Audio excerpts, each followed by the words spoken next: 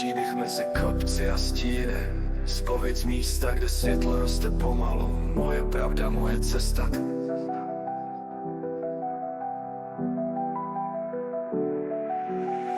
Narodil jsem se tam, kde mlha padá na střechy, v krajině, kde lidé víc přežívají než sní. Dětství bez rodičů, v ústavu, kde ticho polí a okrytí je vzácné jako zlato. Slyšel jsem hádky za zmy a někdy jsem si přál být někdo jiný. Spánek přicházel se strachem a ráno bylo jen novou zkouškou.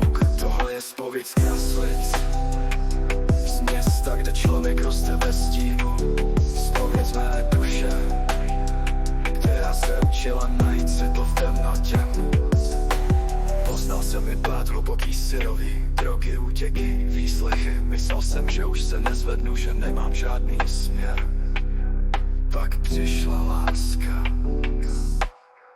čistá, upřímná, pravá. Káťa a s ní náš syn dali mi důvod stát se lepším člověkem.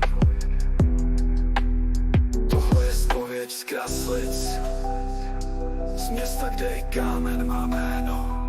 Zpověď srdce, které nezapomnělo, ale naučilo se opouštět.